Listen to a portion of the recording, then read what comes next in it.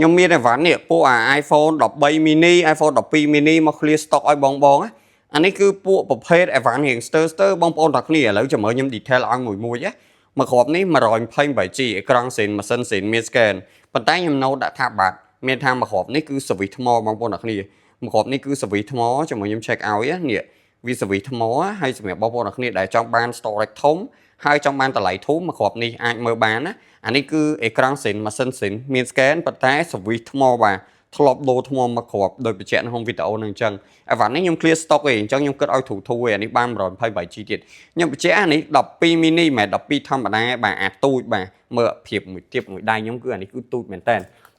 ទៀតអានេះគឺ12 mini ដែរប៉ុន្តែអានេះស្ទើរតួជាងទៀតណាបងប្អូនទាំងគ្នាតួវារៀងស្ទើរជាងហើយសវិថ្មដូចគ្នាដែរសម្រាប់បងប្អូនដែលចង់បានអាវ៉ាន់ដែលកាន់តែធូរហើយអានេះ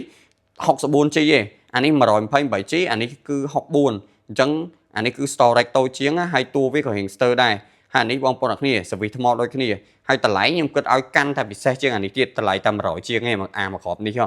ហើយ3គ្រាប់នេះបាទអូខេ3គ្រាប់នេះវាស្ទើរតិចរៀងខ្លួននេះបងប្អូនទាំងគ្នាមើលអា13 mini នេះគឺប្រភេទពួកស្ទើរកញ្ចក់បងប្អូនទាំងគ្នានេះមើលវារៀងស្ទើរកញ្ចក់បងប្អូនទាំងគ្នានេះវាឆ្កូតនេះឃើញទេវាឆ្កូតសរសៃសក់ប៉ុណ្ណឹងហើយសម្រាប់កន្លែងនេះវាស្រាមនៅខាងក្រោមនេះបន្តិចដែរបងប្អូនទាំងគ្នាហើយសម្រាប់តម្លៃគឺល្អខ្លាំងមកគ្រាប់នេះគឺខ្ញុំគិតឲ្យតម្លៃល្អមែនតើសម្រាប់បងប្អូនទាំងគ្នាដែលត្រូវការម៉ាស៊ីន 128G iPhone 13 mini ណាអានេះពណ៌ផ្កាឈូកបងប្អូនទាំងគ្នាត